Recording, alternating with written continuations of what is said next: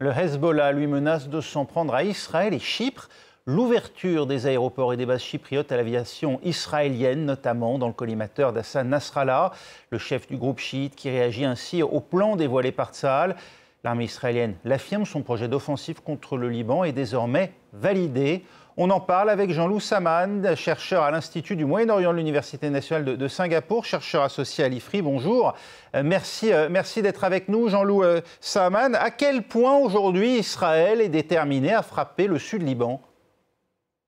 Alors, ce que l'on voit déjà, c'est que les frappes aériennes sont en cours depuis un certain temps et on a une intensification des deux côtés d'ailleurs, à la fois du côté israélien, du côté du Hezbollah, des frappes. On voit de plus en plus loin sur le territoire libanais et sur le territoire israélien. Et on a vu également, au cours des 2 dernières semaines, un certain nombre de commandants du Hezbollah qui ont été visés clairement par les Israéliens. Donc, on a une vraie intensification du conflit en cours, avec la question aujourd'hui de savoir si cela va mener à une offensive terrestre. C'est ce que laissait entendre Tsahal hier, et ce à quoi répond le chef du Hezbollah, Hassan Nasrallah, en parlant lui-même d'une invasion de la Galilée.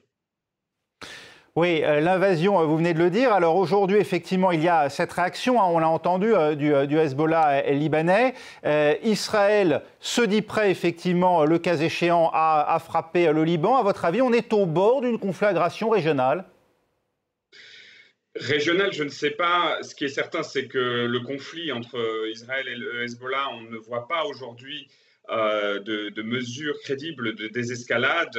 L'envoyé spécial pour le Liban américain était en visite dans la région il y a quelques jours encore. La France, les États-Unis ont promis une initiative avec Israël. Toutes ces tentatives diplomatiques continuent, mais on a quand même la sensation qu'elles sont de faible portée face à la dynamique militaire des deux côtés, du côté israélien et du côté du Hezbollah. Pour ouvrir un nouveau front, il faut à Israël des moyens humains notamment. L'État hébreu en a-t-il la possibilité aujourd'hui, alors qu'une partie de ses troupes poursuit son offensive et ne semble pas décider, du moins dans l'immédiat, à une trêve à Gaza ? C'est l'une des grandes inconnues, clairement. Si l'on parle d'une offensive terrestre israélienne, cela sous-entend donc s'appuyer sur les réservistes, puisque c'est une armée de réservistes. Ils ont été remobilisés il y a peu, et c'est en partie dans l'idée d'un scénario au Liban.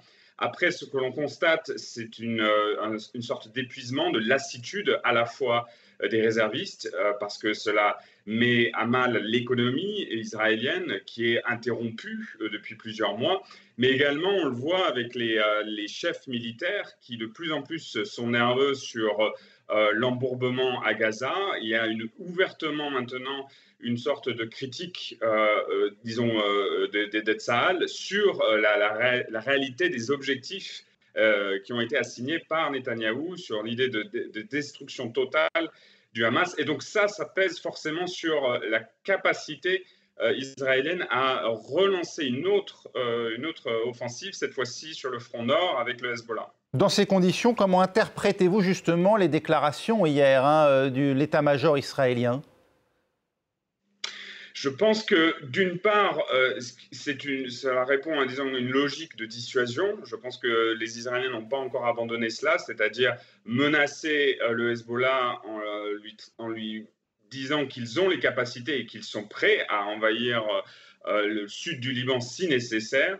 Après, au-delà de ça, c'est aussi une façon, je pense, de mobiliser la communauté internationale et en particulier les Occidentaux, les Américains, pour éviter cette logique de la guerre. Mais encore une fois, on est dans une situation, une sorte de spirale où des deux côtés, on ne voit pas vraiment une porte de sortie pour l'instant. Cela ne veut pas dire qu'on va, quoi qu'il en soit, vers un conflit, mais aujourd'hui, il n'y a pas de porte de sortie diplomatique évidente. Merci Jean-Loup Saman d'avoir été avec nous sur France 24.